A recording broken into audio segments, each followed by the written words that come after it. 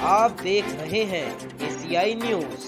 भ्रष्टाचार और जुर्म के खिलाफ हर पल आपके साथ। नमस्कार, मैं chief editor anti corruption India news से आज उत्तर प्रदेश से कानपुर शहर में मौजूद हूँ। जैसा कि एंटी करप्शन की टैगलाइन है, भ्रष्टाचार जुर्म के खिलाफ हर पल आपके साथ।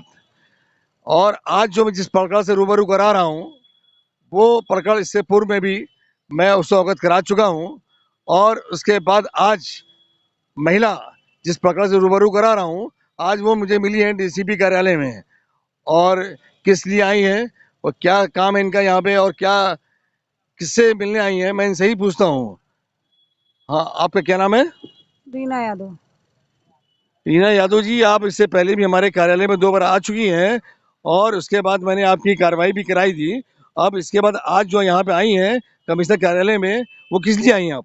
यहाँ हम आए 15 दिन पहले हमने डीपीसी ऑफिस में हमने लगाई थी एप्लीकेशन। उसमें हमारे पास परसों फ़ोन गया तो फ़ोन में बोले कि हम ये लाए हैं एप्लीकेशन। तो हमने ठीक है, कहना कि आप ये ले लीजिएगा, बयान देना आपको। हम लेटर लिया हमने, तो 19 और 20 को हम बयान देने आए। यहाँ हमको किसी ने अधिकारी से बयान नहीं देने दिया।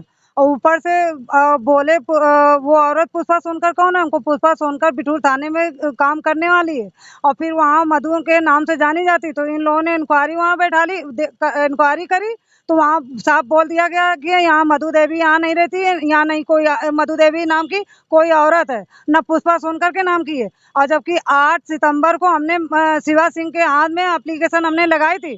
शिवा सिंह ने 1 हफ्ता बाद हमको बुलाया, कल मैडम आओ और तुम्हारा सामने बात करवाएंगे। तो वहाँ जब हम गए तो 2 घंटा हम बैठे रहे। ये शिवा जी कौन है? शिवा सिंह इंस्पेक्टर जो भी है, ये थाना अध्यक्ष है? हाँ थाना अध्यक्ष बिठूर थाने में थी उस समय।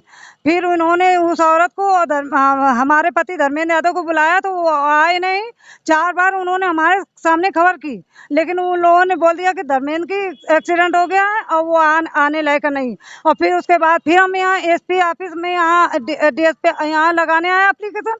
तो उन्होंने इंक्वायरी बैठा ली तो वहाँ बोल दिया बिठूर थाने में कि वो औरत यहाँ नहीं रहती है, ना उस औरत का कोई नाम है, यहाँ उस औरत का इस नाम से कोई औरत बिठूर थाने में नहीं आ रहती है और ना पुष्पा सोनकर रहती है। और फिर उसके बाद जैसा कि इन्होंने बताया कि जो पुष्पा सोनकर, इससे पहले भी इसके बारे में अवगत कराया था, वो विभिन्न नाम से जानी जाती है। कभी पुष्पा सोनकर, कभी अन्य नामों से भी जानी जाती है, जिसके लिए इन्होंने अपनी प्रार्थना पत्र पर शिकायत की। कई नामों से जानी जाती है। उन नामों से शिकायत करने पर अधिकारियों ने से जब मिली तो अधिकारी ने आपसे क्या कहा? अधिकारी ने कहा कि मतलब हम दोबारा जांच फिर बैठा लेंगे। और फिर उसके बाद हम कंट्रोल रूम गए जहाँ से 112 ड्यूटी चलती है। जो आप बता रही कि पुष्पा सोनकर कई नामों से जानी जाती है, जिसकी शिकायत की आपने कि पुष्पा सोनकर का ये 3-4 नाम है जिस नाम से वो जानी जाती है शहर में। हाँ। और उसके बाद अधिकारी आपसे क्या कह रहे हैं पुष्पा सोनकर के लिए? अधिकारी कह रहे हैं कि बिठूर थाने में ना पुष्पा सोनकर नाम की औरत है और ना ही मधु देवी के नाम से औरत है। और जबकि पूरे बिठूर में ये नाम अपने आप का चर्चित कर दिया कि पुष्पा सोनकर मधु देवी अन्य नामों से जानी जाती है। और धर्मेंद्र की छुट्टी अभी जब इंक्वायरी बैठी इस पुष्पा सोनकर के द्वारा, तो धर्मेंद्र की छुट्टी लगा के ये औरत धर्मेंद्र को लेके फिर भाग गई, हमारे पति धर्मेंद्र यादव को। और उसके बाद उसमें दिखा रहे हैं कि 27 तारीख को वापसी। और जबकि एक्सीडेंट दिखा के, और ना इनके यहाँ एक्सीडेंट होता है, ना कोई मरता है, ना कोई बीमार होता है। और इनकी झूठी छुट्टी दिखा के, इनको छुट्टी करा के इनको गायब कर दिया जाता है। और उसके बाद जैसा कि बता रही है कि छुट्टियां भी ली जाती हैं, वो मतलब झूठ बोल के ली जाती है। ना कोई उनका एक्सीडेंट होता है, ना कोई ट्रेजेडी होती है। उसके बाद ये सामना करने से पीछे हट रहे हैं और इनको न्याय नहीं मिल पा रहा है। यहाँ के अधिकारी भी संज्ञान मैटर को लेते हैं, लेकिन उसके बाद कुछ पुलिस की साठगांठ पुष्पा सोनकर को होने के कारण इस पर कोई जांच नहीं हो पा रही है ठीक से, ना इनको न्याय मिल पा रहा है। और मैं इनसे कहता हूं कि आप जब गई थी वहां पे थाना बिठूर, वहां पे आपको रोते हुए आपने वीडियो डाली थी, उसका क्या मामला है? उसका मामला शिवा सिंह ने बुलाया था उस औरत को, वो औरत नहीं आई। तो हमने कहा मैडम जितना हमने लिख के दिया है वो सारी बातें सच हैं, उससे ज्यादा है। और धर्मेंद्र की जान खतरे में है, उसको मरवा देंगे ये लोग। पुष्पा सोनकर के आदमियों, इन लोगों ने उनको मार डालने की पूरी साजिश कर दी है। उसकी वीडियो हमारी वीडियो, हमने इनकी वीडियो बना के लाए थे, इसलिए उसमें हमने डाली। तो कुछ आदमियों की धमकियां हमारे पास आने लगी कि कुछ दिखा नहीं, मतलब अपनी हम शक्ल नहीं डाली, तो इसलिए कह रहे कि तुम मतलब क्यों नहीं आई सामने। हमने क्यों सामने आना का बुरा है, झूठ है। हम आपकी दोबारा दूसरी जो वीडियो डालेंगे तो उसमें हम अपनी शक्ल भी दिखाएंगे और सबके नाम भी खोलेंगे। जैसा कि आप बता रही, यहाँ पे थाने में आपकी कोई सुनवाई नहीं हुई और आपने वीडियो बनाई, तो आपको क्या लगता है, क्या पुलिस पुष्पा सोनकर से मिली हुई है? हाँ, पुष्पा सोनकर के उसमें पुलिस, सारी पुलिस मिली हुई, यहाँ तक कोर्ट कचहरी तक का। ये डीएसपी, एसपी, सीओ से एसपी, जो नवाबगंज थाना, कल्याणपुर थाना, बिठूर थाना और ये स्वरूप नगर थाना, चारों थाने में एप्लीकेशन हमने लगाई। और चारों थानों में वो लोग कहते ना धर्मेंद्र यहाँ ड्यूटी कर रहा, ना धर्मेंद्र यहाँ रहने वाला, जबकि प्रेजेंट टाइम पे स्वरूप नगर थाने में इनकी ड्यूटी चले।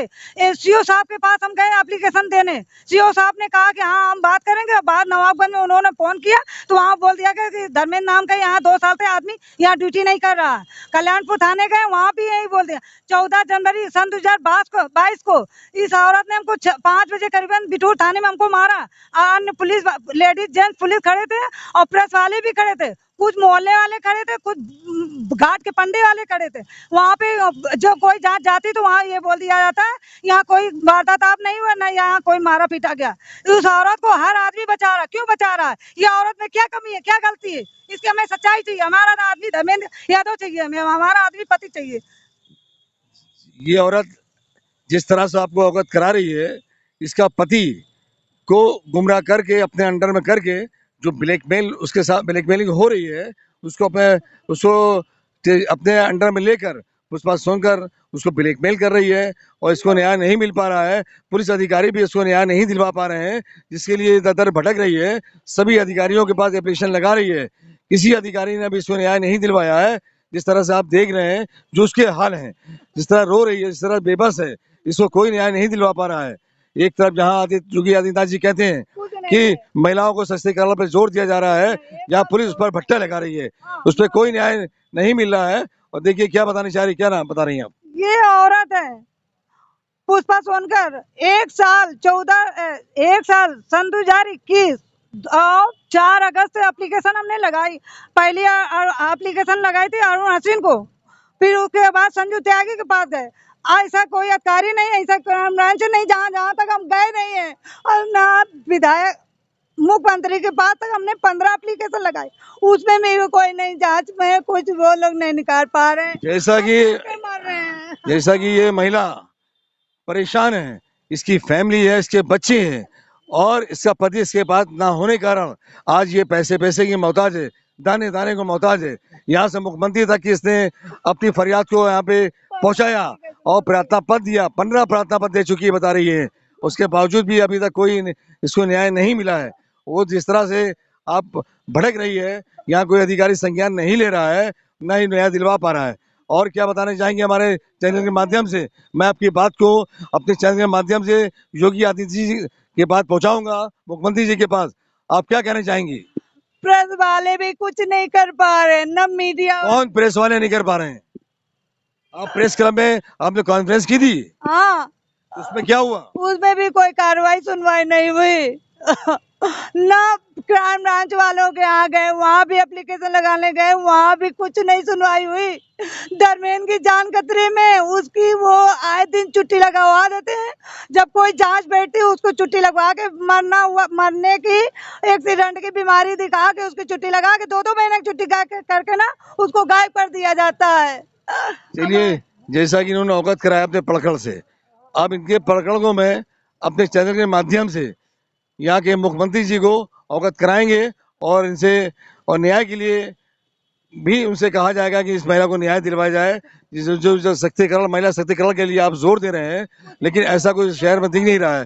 थानों में महिला डस्ट लगी है, महिलाएं दर भटक रही हैं, कोई इंसाफ नहीं मिल रहा है।